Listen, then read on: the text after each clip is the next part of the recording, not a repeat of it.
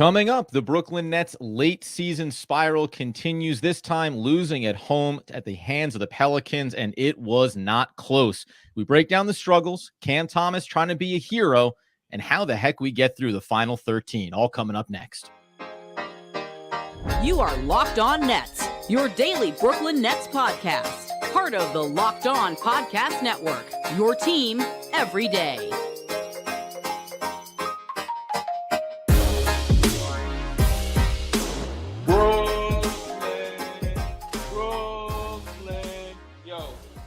Yes, my friends, it is the Locked On Nets podcast right here on the Locked On Podcast Network. It's your team, the Brooklyn Nets, every single day. He's Doug Norrie. I'm Adam Marmbrecht. We thank you, as always, for making us your first listen of the day. We are 100% free on all those great platforms, and let you know that we are struggling to find the themes here coming out of some of these losses, Doug. Another disappointing one here. Obviously, we talked about that loss on Sunday night to the Spurs, a low-hanging fruit team in the Western Conference. The Pelicans have a lot to play for. They're now 42-26, but 104-91. That scoreline does not do justice for how far the Nets fell over the course of this one. And frankly, it was an uphill battle that you knew they were never going to be competitive in.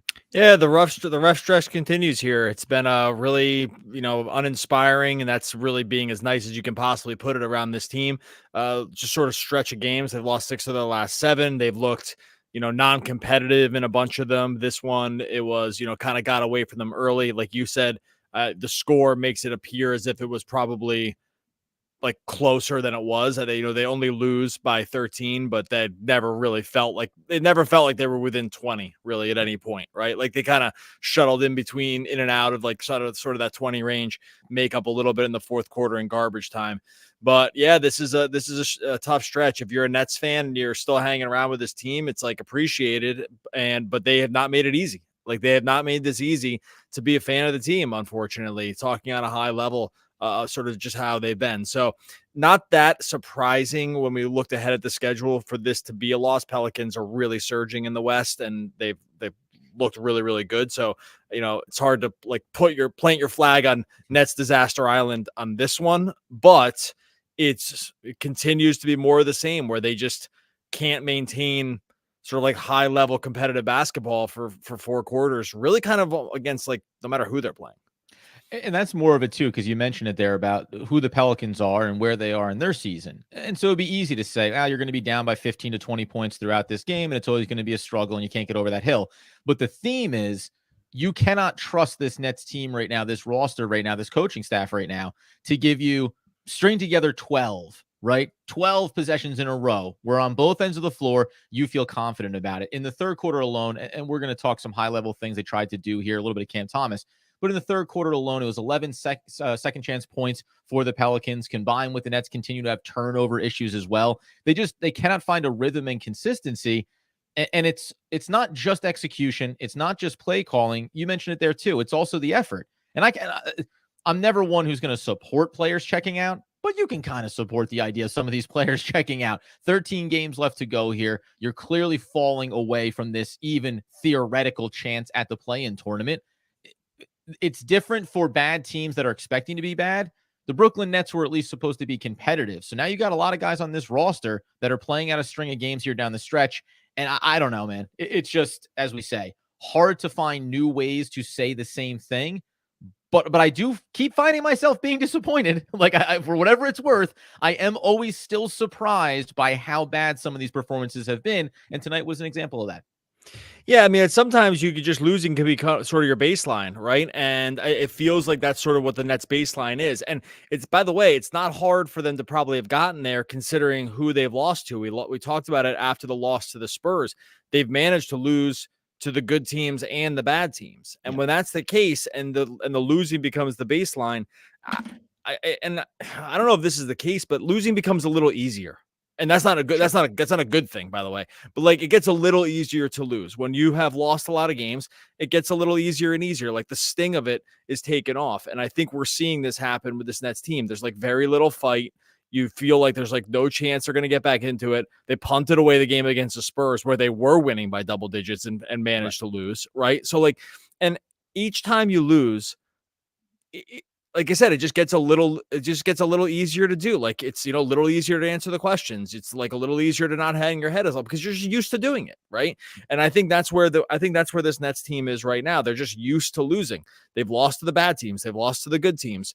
They have, and you want to call it effort. You want to call it fight. You want to just call it like resignation that the season's over, right? Like whatever it is, like whatever the term is that describes what's happening, we're seeing this play out where it's just like I don't think it matters too much, right? Like we went through a section of the season where, Mikal Bridges was like really down, right? When that losing streak started and he was really down. I remember coming out of Phoenix and he was kind of take a lot of, we're not seeing any of that now from these guys. No. They just lose.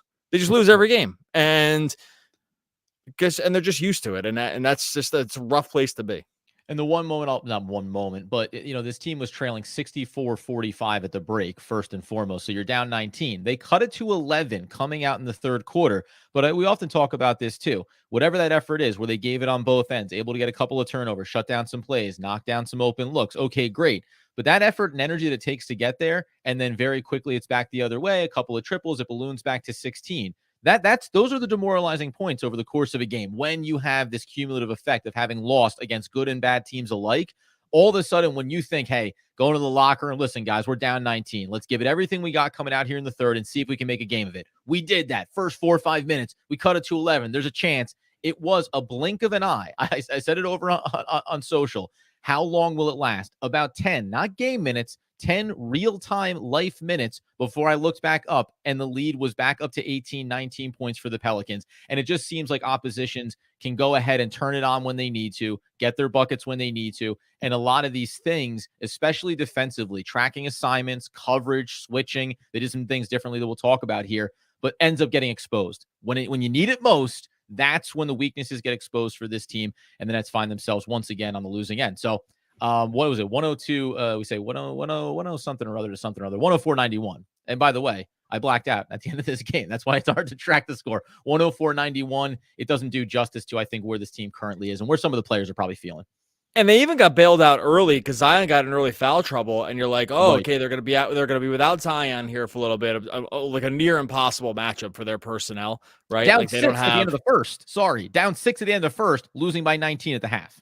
Right. And but remember too, like a lot of that was with the first quarter where Zion got 2 quick fouls and they had to take him out. And you're like, oh, maybe this is just going to be, but it didn't really matter. They really couldn't take advantage at all of Zion being off the court. And it's a particularly hard, if Zion's been really, really good, right? He's a hard matchup for nearly everybody. It's like, you just can't, his size and strength and sort of like burst around the basket is really hard for anyone to contend. The Nets are particularly under-equipped to deal with him, right? Like they're a very skinny team across the board. So like no one can really come close to muscling up with him. And they really don't have like the big enough bigs presence to like really kind of slow him down at the rim. Once he gets, forget the dunk. Yeah. Later in the game, like even just around the rim stuff. Into my memory, this thing is burning. Right, but even like around the rim stuff, if he got the ball around the rim, like it was just basically a basket because they just can't really put any bodies on him that to even really speed bump. So we'll talk about a couple. I think we kind of teased this a little bit. We'll talk about a couple things the team did differently here. We'll talk a little Cam Thomas. We'll talk a little bit about like sort of where this team stands now. We'll do all that here in a second.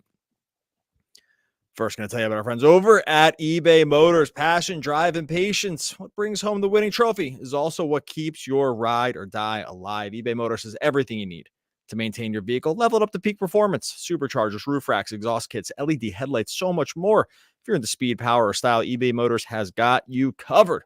Over 122 million parts. For your number one ride or die, you always find exactly what you're looking for. They got eBay Guaranteed Fit, too. Your part's going to guaranteed to fit your ride every time or your money back. With eBay Motors, you're burning rubber, not cash. With all the parts you need at the prices you want, it's easy to turn your car into the MVP. Bring home that win. Keep your ride or die alive at ebaymotors.com. Eligible items only. Exclusions apply. eBay Guaranteed Fit only available to U.S. customers. All right, so as we continue the Locked On Nets post-game podcast, the Brooklyn Nets falling at the hands of the Pelicans at home, 104-91, where a new trend broke out, by the way. Doug, don't know if you saw this on the live broadcast. The wave inside of NBA arenas. That's something I can get behind and probably something that none of the Nets players really appreciate. As you're trying to lock up on defense and scrap your way back in, listen, guess what? When you're losing like this, fans are doing anything they can. Just be happy that they're in the arena watching you. Shout out to everybody, by the way, as well, over on the YouTube live. Hadn't been in for a couple of post games just from the schedule standpoint. So always appreciate everybody showing up.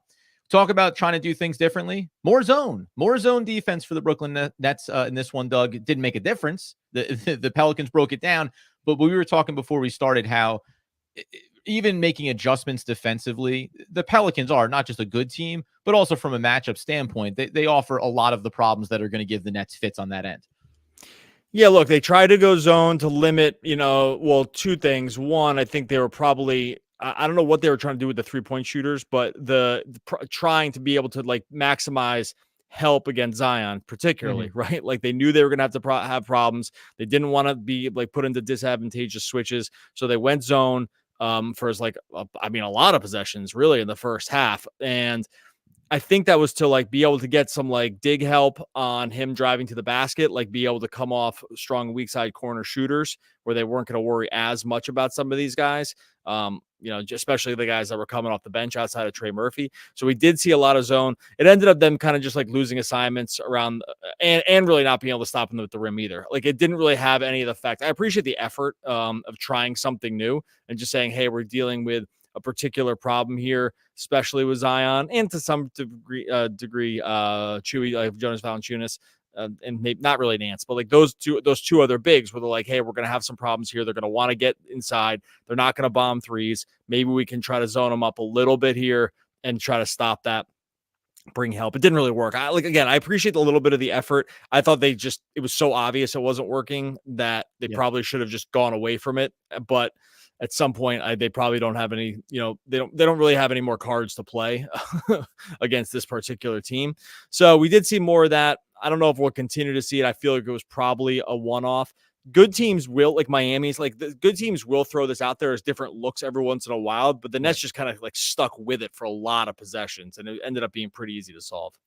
You mentioned Larry Nance in there too. 10 rebounds, 13 points for him, a double-double coming off the bench, and they go ahead and switch up how they utilize Valanciunas and him a little bit over the course of the game as well. I mean, it's funny too because we always talk about how box scores don't tell you the whole story here. Okay, Zion's going to really get his 28 points, very efficient, very effective, everything coming in and around the basket. 11 of 16, got to the line 6 times, clean there as well to go along with the 7 rebounds and 4 assists. But how about, you look over the rest of the starting lineup for the Pelicans: 11 for Ingram, 11 for Jones, Valanciunas with a quiet 7 and 8 night over only 17 minutes for him. Obviously, this one gets away at a certain point. And then McCollum, like crafty veteran for 6 to 12, 16 points. Like, again, these are the kind of things where the Nets are in all-time struggle mode here because you're not staring down stat lines that tell you, oh my God, these guys went off. A lot of this, especially for the Pelicans tonight, was just methodical, right? Okay, work down in, doesn't matter kind of which matchup here. We saw how many possessions of Zion basically having the ball in and around the low block, and it wasn't even about the Superman alley-oop dunk that he threw down in the second half. It had that Boban kind of vibe. I reach up and put the ball into the basket. There was such little resistance around there. And it's not that I really know what the other options are supposed to be here because the Nets don't have that physicality or those players that you can even go to and say, hey, give me 5 really aggressive defensive minutes, pick up some nasty fouls here. Who are those players going to be? They don't exist for the Brooklyn Nets.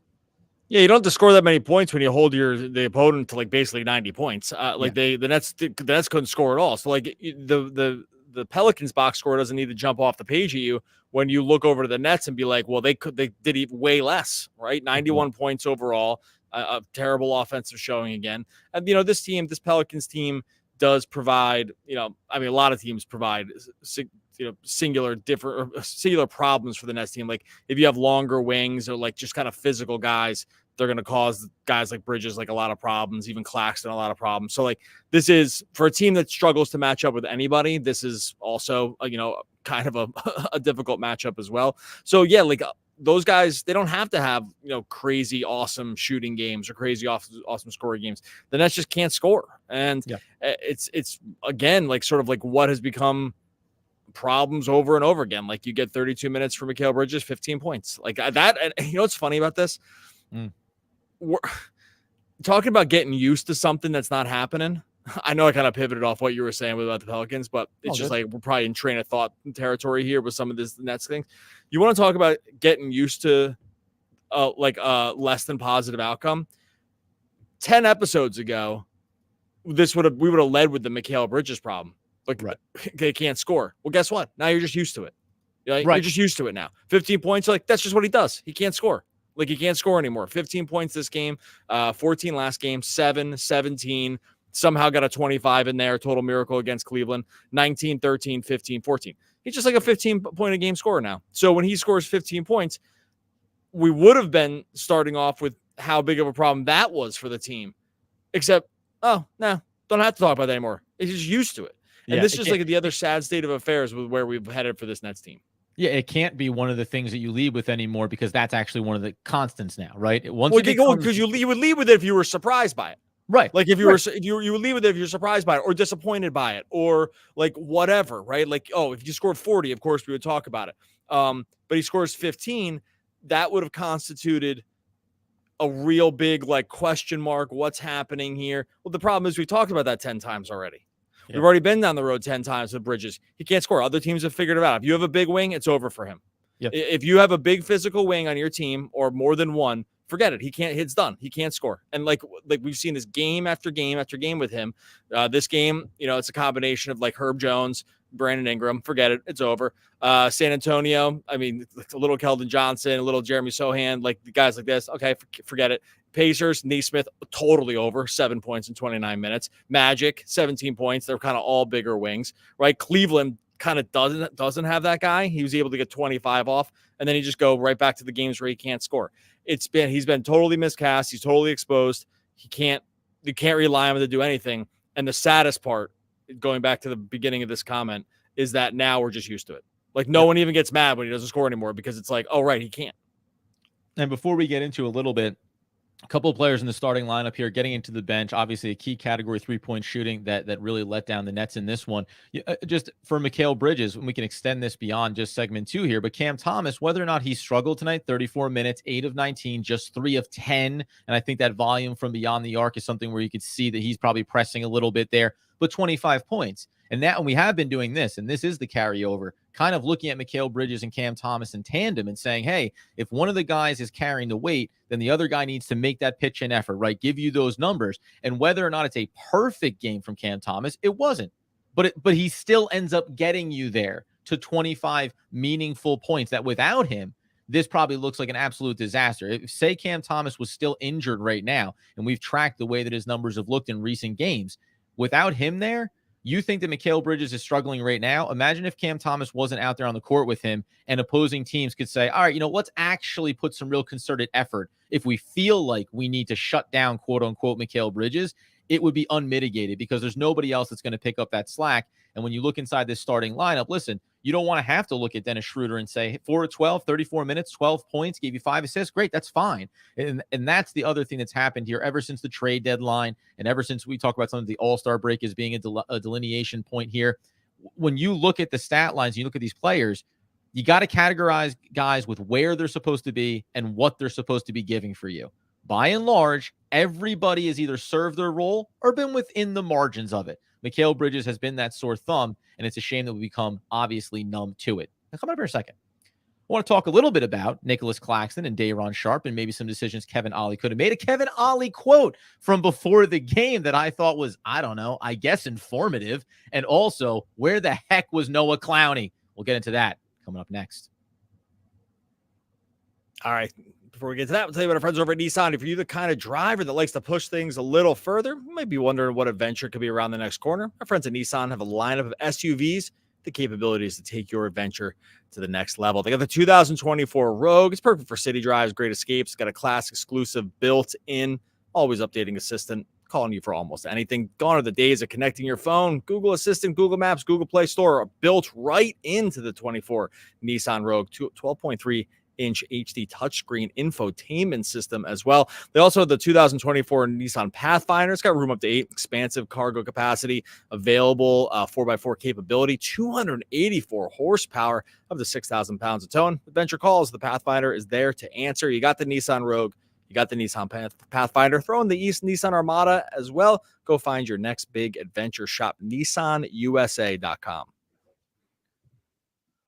All right, so as we wrap up the post-game episode for the Brooklyn Nets, falling at home to the Pelicans 104-91, we remind you, get over to wegotnets.com. Not only can you sign up with your email for a free ebook of 5 stories in 5 days, all about key moments throughout the Nets history, you're also going to get some merch coming down the pike. So go ahead and tap in over there. WeGotNets.com. It's going to listen, guys. If the season's going the wrong way, we are pointing the bonus content and little extra dips into the merch waters directly up. Arrow couldn't be brighter. WeGotNets.com. Okay, so one thing here, as I already finished segment 2 on a bit of a rant, why not keep it rolling here? Nicholas Claxton, 22 minutes. This is a rough matchup for him too with Zion. A lot of big players, Valanciunas, etc. But let's have a positive moment here. Dayon Sharp in 24 minutes, 8 points. I thought that there are things about his game that we already know, but sometimes you get these glimpses, like his court vision, his passing. The offense can be a little bit more fluid when you have him at the 5 and you want to run actions off of him as opposed to Nicholas Claxton. But just give me 2 minutes, Doug. Give me 60 seconds. Give me 10 seconds talking about that incremental growth we're seeing from Dayon Sharp and why we should at least feel good about that late in the season. Well, I'll give you something that you can hang your hat on here. I didn't post this the other day, but I looked it up. He and Cam Thomas represented the best 2-man lineup that they had since that. Not 2-man is drilling a lot down. It's not tons of minutes. But hey, look, we're at the point of the season where we're looking for anything, right? So I was looking at like 2- and 3-man combinations since Cam had returned, and that one had won a lot of minutes. Now that one, it was like plus 28 or something like that in 50 minutes. It's going to be worse now after this game for sure. Not too much worse, but definitely worse. But overall, the reason I was looking at it though was because there had seemed to be some like connectiveness between those two guys playing, right? Like some of the short roll reads that Dayon had made out of. There was like some blitzing actions that Cam had to be able to pick him up as a short roller quick. So I was like, this kind of like passes the eye test, right? Like these two guys seem to be on the same page a little bit. And the numbers had borne that out. I thought Dayon, even during the game, was showing like a lot of effort. It wasn't always pretty, and like there's still times where he gets out of control. I think that like it's not totally his fault. He doesn't play a ton, right? And he's kind of called on to sort of just be like an energy big off the bench, and that can be a tough place to be to like find a rhythm of your 17 game. Rebounds in 24 minutes. I'm sorry, I just looked at it. He had 17 rebounds tonight. Like I mean, whatever. Like you said, not always pretty, but you got to take what you can get here. And that guy at a minimum knows how to get that thing. Oh my God, I didn't even see that. That's crazy. When did that even happen? Right now? I knew he had a decent amount of rebounds, but I was setting up during the last like 3 minutes of the game. Wow, that's crazy. I look at us, like a couple pros. Didn't even know how to do that. Not gonna catch no, but I thought that like so now you can know that my comment was like 100% honest because I wasn't even aware of that number, and I was already talking about the effort before even seeing that. So no, but I thought that like even times where he looked out of control, times where he definitely didn't make like the right defensive read, and even times where like going to the basket, he just gets a little downhill in a way that he doesn't want to be. I think all that though, of the guys that were on the court, and I won't count the garbage time minutes, but like during the game, I thought the effort for him was there. And I think that the Cam Thomas plus him thing has legs. That's one of those things that just needs more reps more than anything else. So if we're looking for positives, I think that is one. And I think if we're being pretty confident of like who's going to be on the team next year, I think those two guys will be. And that's what I mean, right? Like you at least look at these. There's 13 more games to go here. And whether or not, because now we're going to get to the other problem that I had, and we'll discuss this a little bit into the bonus. So stick around for a few minutes when we wrap, as always, on the live YouTube. Appreciate everybody being in here. You get into these garbage time minutes. So Kevin Ollie, okay, here's 2 things. Kevin Ollie before the game, I'm paraphrasing here, basically said, what'd he tell the guys? Well, listen, really enjoy these games together because we're not all going to be back next year. Not everyone's going to come back on this roster. He likely probably won't be the coach. And he also threw in the little, listen, we win all of our games. Atlanta wins all theirs. We're not making the play-in tournament. And it was refreshing in its honesty and its directness. And also, I think, somehow indicative of the white flag being waved here by this organization and not doing it in the right way. You pull all the starters basically with 5 minutes to go in the fourth quarter, and you put in Jalen Wilson, and you put in some other young guys. You don't put in Noah Clowney. Why? Because he's down in the G League. And you can tell me if you want what's 5 minutes here or a few minutes there. We've watched the development of young players, even specifically inside this organization. When you shortchange their NBA minutes, you prolong what their developmental track is. Now, Noah Clowney is just 19 years old. He has all the time in the world, and we like what we're seeing from him in the G League. But why isn't he here? There's 13 games left. You have 43 losses. It feels like malpractice to not be having every young player on your roster up here. And arguably, you should have been getting into some of these young guys for whatever it was going to look like sooner in this game. There was never a point when you thought you were going to win this thing. Like, I don't understand what they're playing for here with the Dorian Finney-Smiths, even the Mikal Bridges, the Cam Johnsons over the course of a game that clearly looks like a lost cause. Yeah, I don't know. I just like they had never really wanted to play the young guys. I mean, they played Jalen Wilson. He's not like totally young. Like he's like, 4-year college guy. And he should be playing bigger minutes. I mean, I know he hasn't been perfect, and we've seen his numbers come back down to earth from the outside shooting. But again, same thing. You should be playing him even more minutes because he is 23, 24 years old. You need to know or confirm, unless you feel like you already have that in the bag. And I know I'm only repeating things that we've said before, and I don't know why I shouldn't be irritated by it because you just said it. They never want to play the young guys. Like we shouldn't. I'm not surprised and they're holding on to. It's incredibly frustrating. They're holding on to a pipe dream that they can make this play, and they can't. I mean, like but they're still holding on to like this, lip service to either the fans or the team or like whoever it is that they're still going to try. Or at least that's going to be the operating line. The party line about whether they're trying or not. And like, to play the young guys all the time would be probably to admit that it's all hope is lost. I mean, we kind of know it is. So it's really not, no one's getting fooled here at all about sort of what's happening. Like even what you said about Kevin Ollie's quote, which I thought was hilarious. I appreciate the honesty. He's being honest. It's like, man, not everyone's going to be here. And we kind of stink. I mean, I'm summing it up, but that was basically what it was. And at least it's honest. And it's hard to get excited. It's definitely hard to get excited for like when you feel like kind of everyone has moved on to, 1, 2, 3 Cancun. I mean, that's kind of where and that does feel a lot like where they are when you watch it on the court. And so, yeah, to play out the string and basically tell everyone that you're like by who's playing that you're still trying to do this rather than talent evaluation. I mean, maybe it'll change over the last 5 games when they're pretty much eliminated, which they probably will be by that point, right? Like wait till the 7 game mark where they're all but eliminated. But here's the other thing too. They're in this weird situation where, those ping pong balls can still make it look even worse for them, right? And that's definitely in the back of at least the front office's mind. I don't know if the players care, but I'm sure the front office does. No, but here's why I agree with you, right? That's what you are concerned about. And listen, the optics do matter and you don't want it. But what makes it even worse is that because you don't want to have that bad look of giving Houston too high of a draft pick in the lottery, you're continuing to play all the highest talent you have on your roster and you're still losing the games. Like, if anything, give yourself some coverage from the fire here. Play the developmental young guys and go, yeah, listen, we understand we're going to give that high lottery ping pong ball to Houston. It's okay. We don't care about that anymore. We're focused on developing the young talent we have here and what it's going to look like going forward, right? Like, whether it's just PR fluff or not, that'd be better to be pitching that narrative than to be doing what they're doing right now, because it all keeps looking worse as you lose more and more games. Yeah, they've made a lot. I think they've made a lot of decisions based on this stuff, and it's been wrong every time, right? Like it's the wrong kind of throwing good money at the bat. Like there's upside of quitting to some of this stuff, and they just haven't seemed to like understand it. Like the cognitive dissonance around, I think, like how this is going to be perceived has gotten in their way. By the way, it's going to end up being a worst of all worlds because it's going to end up being a high pick for Houston, and they're going to have gotten nothing out of it, like from development or like anything back. So they just messed it up on every level. It's like they're in the worst possible spot a team can be. They really are. It's like the players are out of it. The fans are seeming to be out of it. They got no picks. I mean, I hate to like be doom and gloom here to end this thing, but it's just the reality of the situation. Like, what can you really hold on to? Maybe a superstar will come loose in 2025. I mean, that's really the story. Like, that's the story that everyone's holding on to right now. A mystery superstar who's friends with one of these guys will ask for a trade to Houston. I got so far in the back of my head. Trade to Brooklyn. And that's where we are. Okay, look, we're going to get out of here, but we are going to stick around in YouTube. We got people in here. If you have questions, definitely throw them up there at Locked On Nets. Make sure that you also subscribe to YouTube. That's right. Get us to 7,000 subscribers. Woo! So make sure you subscribe to YouTube and hang around here over there because we'll take some questions here in a second.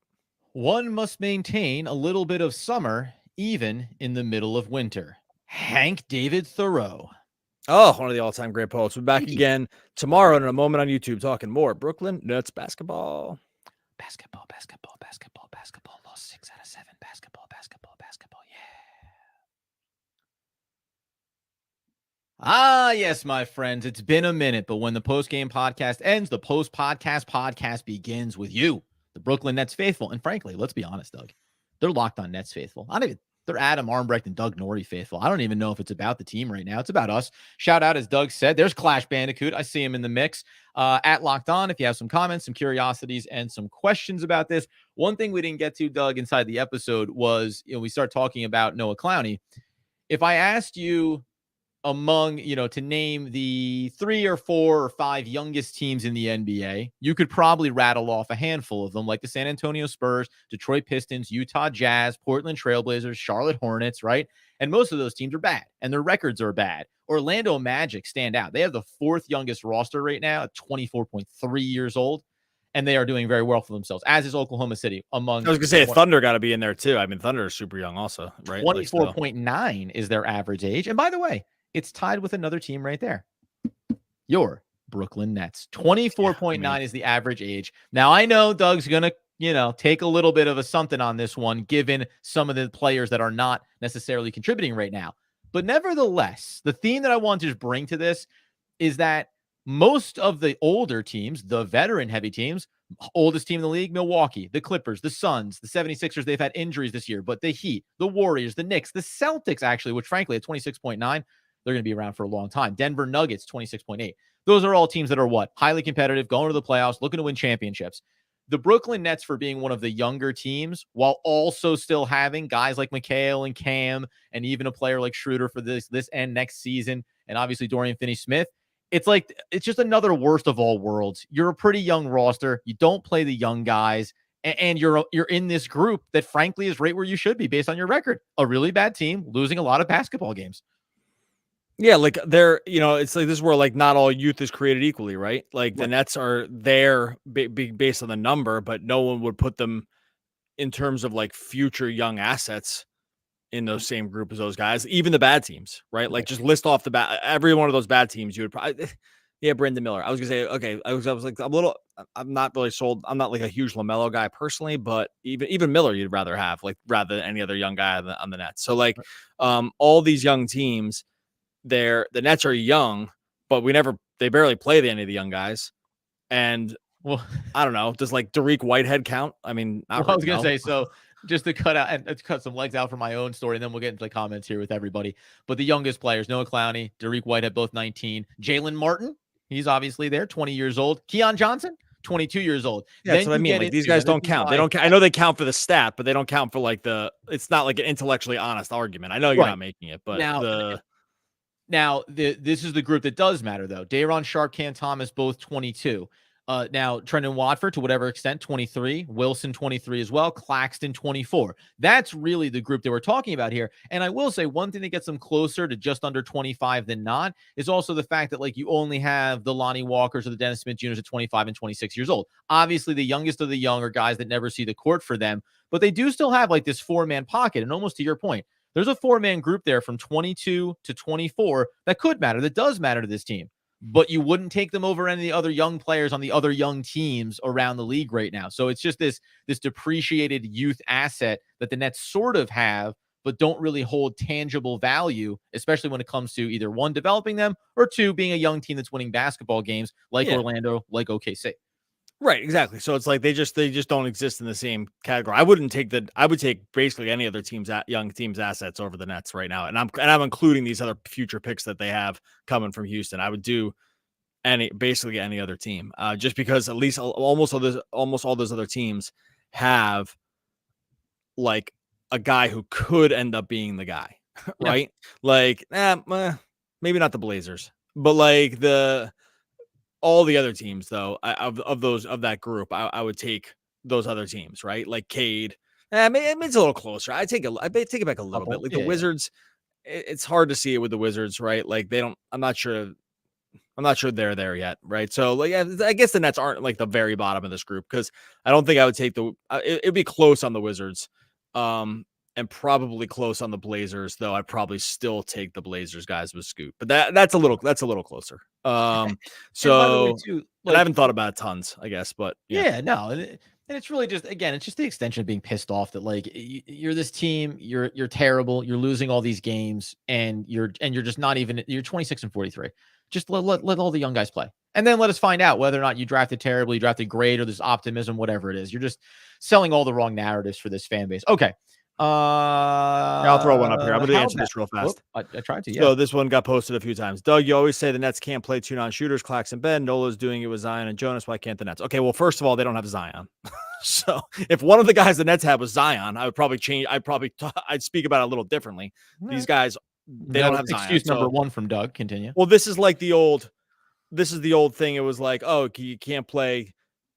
How many non-shooters can you play? They did it with Draymond and Looney. It's like, yeah, it helps a little bit when the other guys are Steph and Clay, sure. Right? Like, so the context here matters.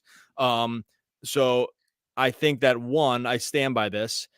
I mean, the stats just bear it out too. So it's like, this isn't really hard to make a claim about this, but if one of those guys was Zion, I would change my mind about it. Sure. And even then, I wouldn't change it too hard. The Pelicans don't really want to do this. Like, they often will not start Jonas in the second half, right? They'll start Nance. They'll do it sometimes. Yeah. They stagger the heck out of him. And Valanciunas is down to, like, if you look, he's down to like sub 20 minutes a game. Like, they really don't want to play him very much. I think they're starting him because he's a veteran and he makes a lot of money and he's been starting for a while. But they're like really transitioning away from it. So this is all cleared 20 minutes since the beginning of the month. Only done it twice so far. Yeah, he was like 17, 18 minutes a game. Like, they stagger him, then they start Nance some games in the second half. They never close with him. Yeah. So, like, they bring in Nance, they close with Trey Murphy. Like, they have a bunch of different. They play Zion at the 5. So this is all to say, like, this. I appreciate I appreciate the effort here on the question, but this is like not even close to a comp. So, and you can actually make the case that now, like, when you're looking at that recent game log for Valanciunas, that like the Pelicans are starting to transition into like getting towards the back end of the season here. Let's start rounding ourselves into like what we're probably going to use a lot more of when it comes to playoff time basketball for them. There was another good one here. Well, I don't know if it's good or not. I mean, but it still was a negative statement about the Nets, which seems to always going to be the theme. Jonathan, frequent flyer. They have the worst defense on transition plays. Too many opponents get open looks and attempts to the rim. Yeah, they are. They are really, I will say, like, as is always the theme on a lot of nights, but anytime rebounds off of misses, getting in transition, Nets do a bad job identifying who's going where. Ball, and even if you settle into half court, so to speak, it only takes about 2 perimeter passes to find that somebody standing out on the wing with a wide open 3. You saw it at least half a dozen to 10 times tonight. And it wasn't always even in transition. Frankly, you can make the statement that sometimes the Nets are just bad on defense, period, when it comes to tracking players, switching, and closing out on perimeter looks.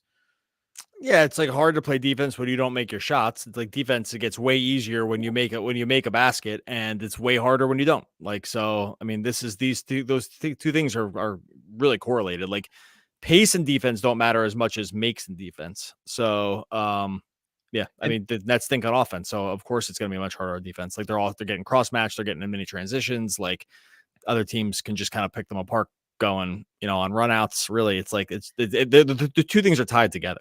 You know what the bummer was too in this one, because I forgot to bring it up in the regular episode. Mikal actually started one of the good things that he did to start this game. He knocked down multiple perimeter looks. He ended up going 4 of 9 from deep. The team collectively only went 12 of 40. Now Cam was 3 of 10, but it's like kind of in the same category as Dayon Sharp, 17 rebounds in 24 minutes. Dorian Finney-Smith played 28 minutes, 0 for from the field, 0 of 4 from deep, 2 points, 3 rebounds. Like, it's funny how sometimes you look back at the numbers and go, yeah, there's a reason why I don't remember thinking about you a lot. Now, it's a hard matchup for Dorian Finney-Smith too, because they're trying to put him into some of those bigger assignments on the defensive end as much as possible. But it was a total no-show. And even somebody said this to me over on Twitter, that Lonnie Walker has been disappearing more and more. He gets 16 minutes in this game, 1 of 5 from deep. There has been like a shift from a rotation standpoint underneath Kevin Ollie, it feels like. But when you're not, the Nets are going to live and die by that perimeter shot. It's just ironic that you had 4 of 9 from Mikal, and the team ended up being terrible overall. 8 of 31 without Mikal. Like, you're never. Yeah, well, he made 4. He made his 4 3-pointers, and guess how many shots he made? 4. Right. Yeah, exactly. He didn't make any other shots. He made the 4 3-pointers, and that was the sum total of the field goals he made. And just 1 assist in this game, by the way, too. Like, very important to mention that when we talk Mikal Bridges. Sometimes we said, like, hey, if you're setting other guys up, that can be important too here. but it was not the case in this game. He was, bad across the board. Can we speculate on Mikal's value now? I actually think that his value has probably not tanked the way it would appear on the court. My guess is that he still has a lot of value, that other teams would definitely want to add him. I think that front offices are not going to react to this like fans would. And they're going to react like the Nets are a bad organization, not like Mikal Bridges is a bad player. Yeah, they'll just look around and be like, well, what's the guy supposed to do? Like, right. The team stinks. So now I think that they probably also probably thought he wasn't a superstar too. I'm not really sure. My guess is this hasn't really dropped the value too much. I think what has gone up is the value of these Nets picks in the short term. I think this is the other miscalculation that the Nets had with like the Rockets thing, is that these picks are way more valuable because the Nets are so much worse than people thought, that probably most reasonable people thought they were going to be. So now the picks are worth more. So if you think like him going to, I think you would be hard pressed to pry these picks back for him, because the Nets, you would just look at the Nets and be like, no way, these picks are awesome. Right. Right. Like even in a bad draft, the incredible value for these, especially if if they run out the string here playing like they've been playing, we can sim the lottery. I just did it right now in Tankathon. Yeah. Brooklyn was conveying the third pick. Right. Like, and so I just think that's actually the bigger problem than like Mikal. By the way, shout out to the Toronto Raptors, who have lost 7 in a row and are keeping themselves ahead of us in that lottery. So they're, you got some teams then. Oh, and they're trying too. Like RJ and IQ sit every night. Like they sit these guys out. They rotate them. Pirtle's out for the season, or he's out for this. I mean, no, he's out. I don't like. So they're in like tankathon mode too. Like they're starting like Ochai Agbaji at times. Like they're playing some true no names in an effort to get this thing down there. I like this a lot, actually. I think coming up here, let us know in the comments. Do you want a full 30-minute Locked On Nets episode where all I do is click sim lottery over and over and over again? 2, Nets went. The Houston gets the second pick again. Ooh, 10. 8. I just did 10. Pick. Okay, 8th. They're 3. 10. It's like a Mike and the Mad Dog. This is like an old. This is like old Francis. They used to do the. No, it's just like Friends. This would be like with Francesa when he was doing solo shows, and he'd just be like, something like 3, 5. Oh, that's a 6. 11. That's a 7. And those are the dates. I listened to Francesa do like 6 straight minutes of that one time, where he's like reading off. He was reading off a baseball box score kind of thing, and he was just saying numbers. It was unbelievable. What were the hits each inning? 9. It was basically 6. That's a 6. That's a 7. And went on for it really went on for an entire segment. It's really just, let's not have that become the theme of our post game live here. Although we are leaning into, people should know we're going to go a little more comedy heavy here down the stretch of this season. Kevin Ollie at Locked On Nets, Jean Reme says, time for Kevin Ollie to reconsider Mikal's playing time. Reducing his minutes from 30 to 20 will provide an opportunity for the young players to show their abilities and contribute. Yeah, I mean, listen, Doug said this.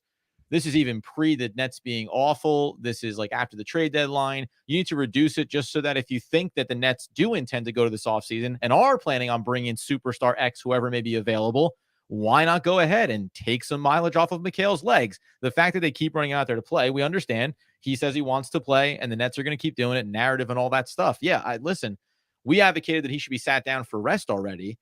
And I can make a case you sit down a lot of guys. Like there's 13 games left. Mikal shouldn't play 5 of them. What difference does it make at this point? It's never going to happen, but it just, they're never going to do it. Well, good news. They get blown out so much that he usually doesn't have to play parts of the fourth, because he only had to play last 5 minutes of this one. Yeah, got 5 minutes. 32.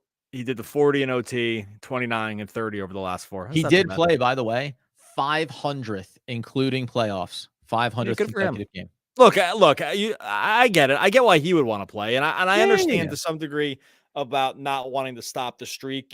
Once it stops, you can't restart it. Right. So I get it. But yeah, I don't know. There's no good answer here, because it's, by the way, it's commendable in a league where these guys sometimes they couldn't get them to play for so long. it's commendable that he does play. So I'm not gonna, I 100%. can't drag him for that. I don't think. I'm sure there's plenty of who was it? Cal Ripken. Plenty of Orioles games where they were like, we should probably sit Cal down. He's like, listen, I'm not out here dragging my great-haired body across this field over and over again for you guys to take me out. There's back-to-back here from Oren real quick. Mikhail's for sure riding some hidden injury like plantar fasciitis. Dude, I got plantar fasciitis. I show up to every single podcast episode, rain or shine, elevate that foot, get a little golf ball underneath it. Not going to stop me. I don't like speculating on like hidden injuries potentially. I will say like they always say like every NBA player has little things. I'm sure he's dealing with stuff. And the secondary one, this is not really connected, but he, as in Sean Marks, doesn't even draft that well. It's a myth. It's not that he doesn't. It's not a myth. It's that he hasn't had a lot to draft. The Nets have taken away a lot of those draft picks. So when he has drafted, is Cam Thomas not a good draft pick? That's a late first-round pick. Dayon Sharp, for what he is, that's a late first-round pick.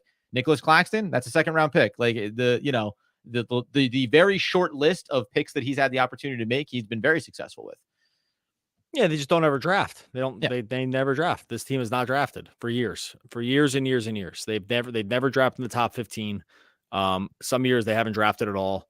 I mean, how many picks have they taken since we started podcasting? They took Dayon, Cam, Derek, and Noah Clowney. I think that's all their draft picks since we started podcasting. Right? I didn't miss anybody. I know they drafted they conveyed the LeVert pick, Kessler Edwards. And Kessler Edwards, right, which was like deep in the second round, right? So and Jalen Wilson. I mean, those are the draft picks, and we've been podcasting for 5 years. So they just don't pick. They traded the 1 year. They traded the Royce. They got Royce O'Neal for a first. They traded the Shamet pick, right? They traded for Shamet.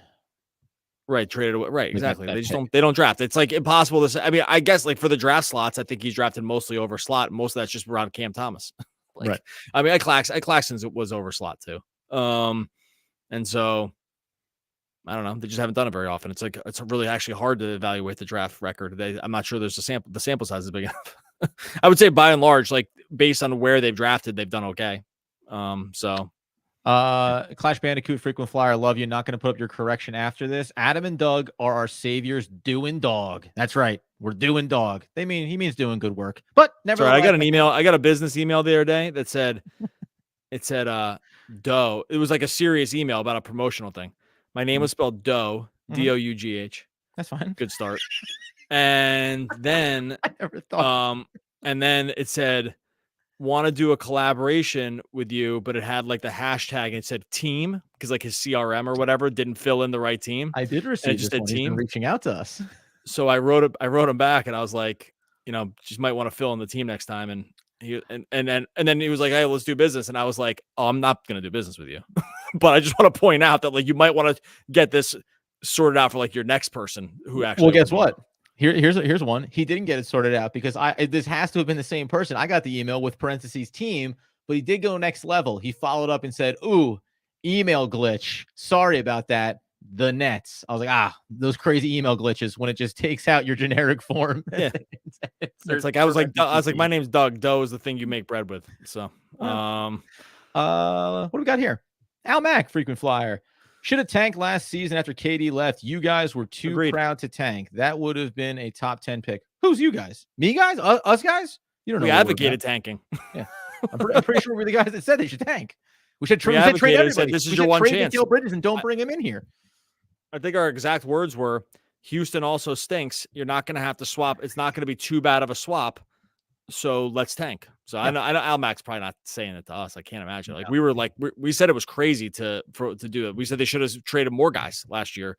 And that was like their one chance to really get a top pick because Houston was so bad that they're like, you're not going to end up swapping this. And they just didn't do it. 100%. Unless you say anything else that you want to get into, I think we're going to tie a bow on this bad bear. Listen, everybody, we know it's rough. These games are brutal. You think it's bad for you. We sit down and do our rundown for each and every episode. And it turns out Nets stink, play bad. Doesn't get you all the way through 30 minutes, but we keep doing it because we really appreciate the support that we get from everybody out there. You get over to wegotnets.com, as we always remind you, sign up for the free ebook, get ready for some merch. Guess what, guys? There could be a t-shirt with Adam and Doe coming your way over on the website. So you got to get over there, sign up with your email. Closing thoughts, Douglas? Douglas?